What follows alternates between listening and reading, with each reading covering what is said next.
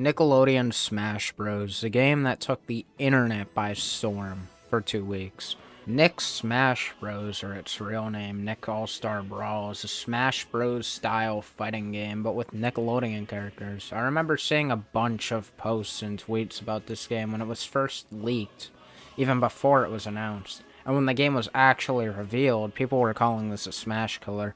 I remember this being a very satire thing, however. It was mostly jokes and memes and stuff. And I even joined in on the hype train back then. It was pretty funny. Some of these memes still hold up today. Although most of these people were joking, some people actually did think this game was Smash Bros. Killer. A huge reason was this rollback netcode the game was announced to have, making online matchmaking far better than something like Smash Bros. Ultimate, which actually did suffer from mediocre matchmaking online, because Smash Bros. Lacked this feature. It did not have rollback netcode, so Nick All-Star Brawl having something Smash didn't have made a lot of people think, wow, it's a Smash killer. It also did help that the game was already being started with these developers who knew what they were doing. This isn't their first time making a Smash Bros. Style fighting game, because before they made a Smash Bros. Style fighting game on Steam and it was received pretty well. So it wouldn't just be another licensed disaster, because the developers actually really did care about the game. When the game finally came out, after all this hype and everything, it was just kind of there. I mean, a lot of people like to say the reason the hype died down so quickly was because Smash announced its final DLC fighter, so the game just died like that. The game launched in October last year with a $40 price tag, which is not bad. It's actually lower than Smash's $60, so if anything, that should be a quality. The problem is that the game lacked so much. Only 20 playable fighters, 3 modes, and online play. Flash forward to April 2022, 6 months after the game released, and it's a complete ghost town. The most the game has gotten was 2 free additional fighters in December and January, respectively, and a small balance update in March. The game still lacks simple things such as voice acting, which many, including myself, are astonished by. The game definitely feels weird without it. Almost empty, especially considering what this game entails. Like, this game has so many memorable characters with memorable voices like SpongeBob, Garfield, the Ninja Turtles. I mean, they're all very memorable voices alone, especially SpongeBob and Patrick, but, I mean, no voice acting whatsoever. The game almost feels empty because of it. Now, personally, I bought the game for $20 because recently it was on a sale. So I guess now we can really find out. Is it the Smash killer everyone, including myself, thought it would be? Obviously not. Is it at least worth the money? I guess we can find out.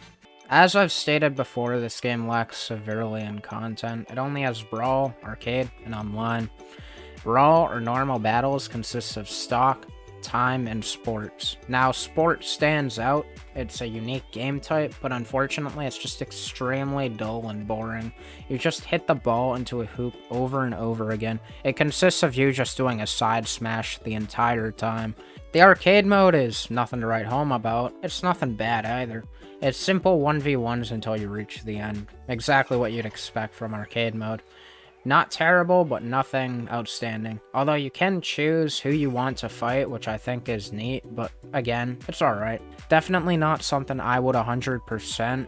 Although you do get new images and stuff in the gallery if you complete it with different characters, which is something for replay value, which is good. Gives you intent to play the mode, and really that's all you need. Now on to the fun part. The game itself. The game at its core, the mode you probably bought the game for. The credit. No, but seriously, the core fighting mode, or just the game in general, I guess you could say, is extremely fun. It does not make up for the lack of content for its $40 price tag, but it's sure to give you a great time. 1v1s can be a bit dry in my opinion with NPCs, because the pace of the game is a lot slower than something I'm used to, like Smash Ultimate or something.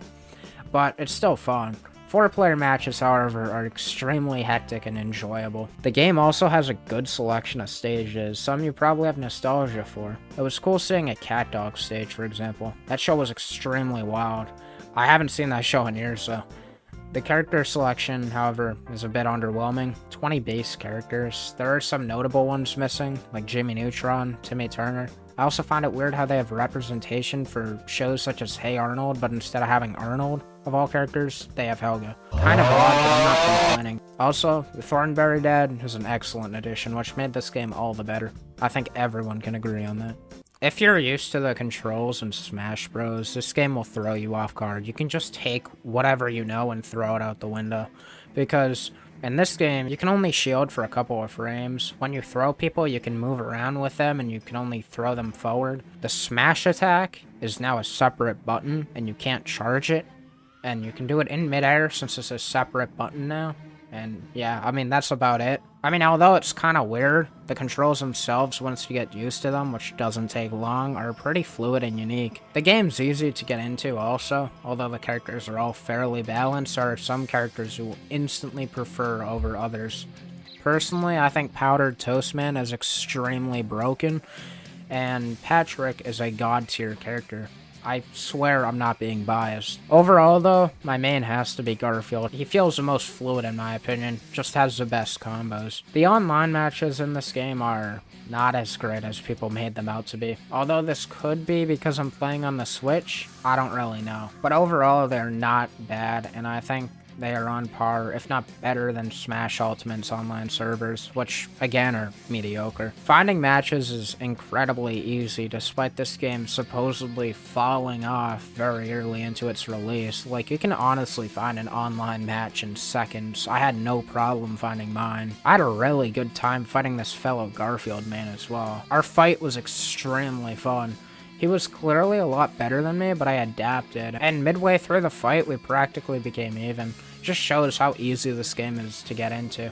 I just barely lost. The connection was a bit spotty at times, but it didn't affect the gameplay all too much, so it was alright. There is really no more to this game. You could look at the gallery, I guess, maybe some movies or screenshots, but as far as gameplay goes, there are no real minigames, story mode, or anything. One thing I do find interesting that no one talks about is that Cartoon Network made a Smash Bros. Game like this 10 years ago, and it was received terribly because it was, quote, a Smash clone. However, looking back, the game had a lot more to it than Nick All-Star Brawl did. Although the fighting mechanics weren't as good, and they were kinda clunky, they were still fine, and the game had a lot more characters and stages, even a full-on story mode, which takes about 5 hours to beat. I remember playing through the game a few years ago, back when everyone was calling it a Smash Brawl clone, or a Smash 4 clone, or whatever, and I personally had a lot more fun with it than I did with Nick All-Star Brawl. The main issue is just lack of variety. It's a very bland, bare-bones game. However, I don't blame the developers for this. I blame Nickelodeon themselves, as they are behind the funding, advertising, and most of the decision-making in the game. For example, just adding characters like the Thornberry Dad took a lot of persuading from the developers. This is probably why obvious additions like Jimmy Neutron didn't make the cut. Although it was a lot of fun seeing the voice actor of Jimmy's dad persuading Nick to put Hug Neutron in the game. I really wish it would have became a reality. Unfortunately, the game has been very dormant. It hasn't gotten any voice updates or DLC in, well, months. Actually, it hasn't even got any paid DLC like it promised. But overall, the game isn't a disaster. It's just underwhelming and certainly not worth the retail price of $40. But for the $20 I got it for, I'm satisfied. I think that's just the right amount. I wouldn't go any higher than that, just because of how little the game has to it. Although it fails at being a Smash killer, it's not so bad of a time killer. I would give this game a 6 out of 10. I should kick your fucking ass! There's cat's eye, you're gonna be sure, safe and secure. It's the last rites for those pests. It's cat's eye, all the best of the best to get rid of your pest.